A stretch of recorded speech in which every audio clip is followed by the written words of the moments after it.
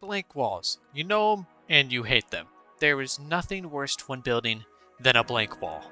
Sometimes you might just not know what to put there. Other times it's intentional.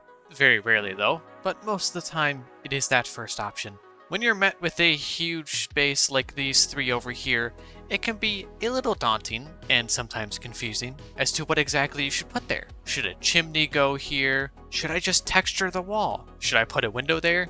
There are a lot of questions associated with just a simple wall, but I'm here to show you how you can detail a blank wall like this. Now I have three different types here. I have a flush wall, one without any supports on it, and then one that has these extruding points. Now these are the three types that are generally used for building, although there are a few more, but they're a little bit more niche. So we're just going to stick with these three. Now we are going to go over these two first, as they are generally the same when it comes to their execution, but this one over here can be tricky, and we're going to save that for last. So first over here with this guy right here and sort of this guy, we need to break the space up. This is a lot of room and there isn't anything going on. But say by running a support in the center, we separate this into two workable pieces that are easier to digest. Now, that's not to say you can just go for the bare wall. Sometimes, especially with mega builds, you can go ahead and texture the wall with several different blocks, add some depth with a few wall pieces, so on and so forth, and it will work just fine. But if your builds are going to be looked from a close point, then details are generally recommended. So for this piece here, we are going to separate this into two parts and break it up into two workable pieces, like I said before. Now for this one, we can sort of do the same thing. We could add, for say, some stairs across here that give it some separation, but we do need to add depth to this build, or to this wall. Now I should mention, this is for a more medieval house style. If you're going something like steampunk, you could have like iron bars that stick out from the side. You can utilize copper lightning rods, that's what they're called, very well. So it really depends on your style, but the technique is still universal. So to give it some depth, we could either add a central support beam here, but that does kind of look a little weird, so we won't do that. At least we won't bring it to the top, but we can go like that and add a little support in the center here. Now something like that would work very well. But back to over here, we are going to slide a small window in the bottom. Nothing crazy. We're not going to work on the top yet because we do these parts one at a time. Then at the bottom here, we could say add a few oak leaves just like that, put some trap doors on them, and then slide some signs on there just like that. Now next what we can do is bolster this center beam right here by adding something like this, kind of like basically a brace. That's actually exactly what it is. And then we could add a spruce slab there, but that kind of makes this center part a little too beefy. Instead, we'll put spruce slabs down here like this, slap some signs there, and there we go. We have a solid brace in the center here. What I'm also going to do really fast is exchange those blocks for some stairs just like that. I'm also going to put some supports around these beams here, although this isn't really with the wall. And then we'll get back to this bottom piece right now. I know it's a little bare, but we are going to improve that here shortly. Next up, we move on to this top part, and we are going to slide some different windows in here. Now we're going to offset them because I'm going to put something interesting right here. Now these are going to be spruce fence windows. Then going to create an open shutter effect with trapdoors like that.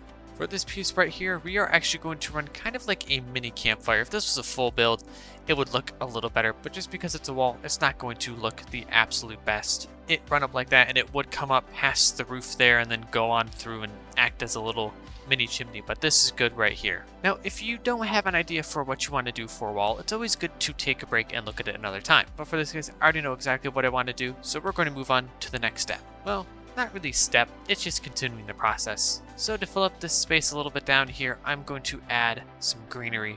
Now, it's always important, don't fill up space just because there is space. Overcrowding is a very common building mistake, and you do not want to do that. It makes your builds look very cluttered and very hard to focus on.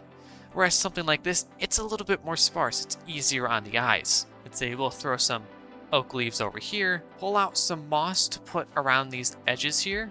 Now next is a very big step. We are going to texture this entire wall. Texturing really, really sets builds apart. So let's look. We have just this here, which already on its own isn't too bad, honestly. It's very unique in what it does. But if you replace these stone bricks with a few other blocks like this, it significantly improves the build, except for this weird part down here. Why did it...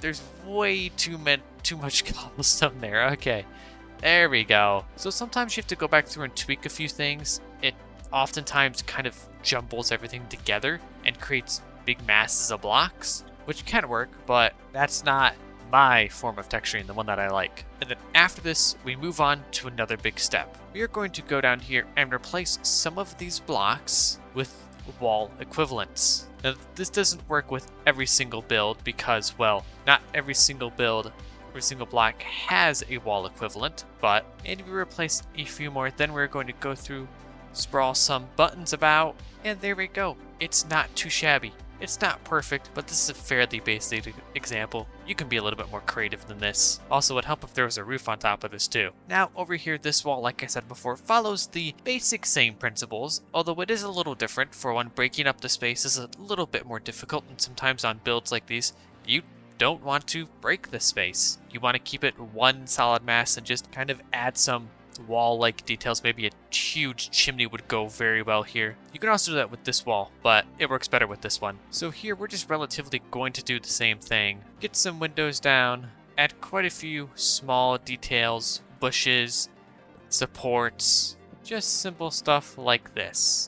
Now up here I ran into a bit of a dilemma. I have made this symmetrical for the purpose of providing a different example, and I am really not quite sure on what to do here. So I'm going to skip forward to a different step and add a few leaves around the build like that. Nothing crazy, nothing major.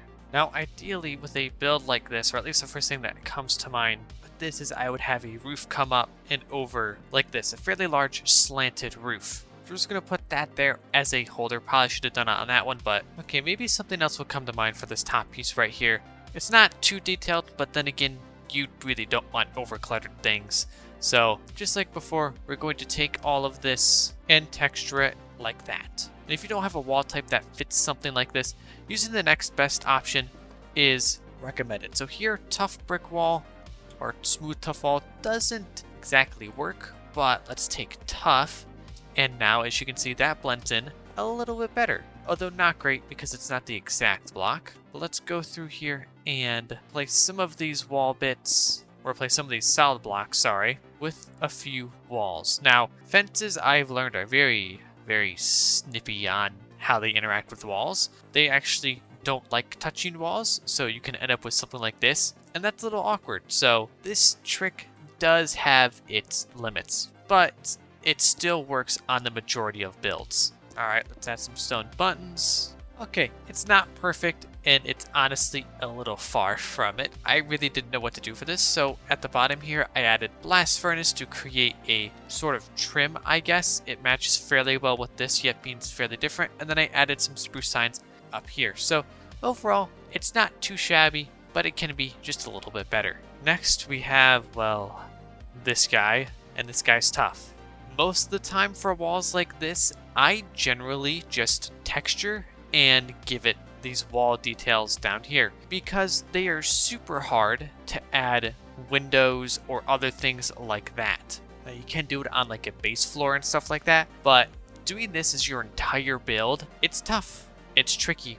I generally reserve stuff like this for chimneys or other large extensions that I add to the house. And so we're kind of going to do just that. But we are actually going to put 2 windows in down here. There we go. That's not great. Actually, what I think I might do is just make this here larger because they really don't look good unless they're at least too wide. And there we go, some fairly basic windows down at the bottom. Now let's go ahead and texture this piece up. Quickly give it just a little bit of wall variation. Slide a few buttons across the piece. Then quickly, I'm going to do one last thing, and that is incorporate some of these bricks into here, or some stair variants, to give it even more texture. Because if you can't add detail, like the traditional way, like over here, then you gotta add detail in some other way. And there we go, it's really nothing crazy, especially over here since I couldn't incorporate a stair over here, which would have balanced this out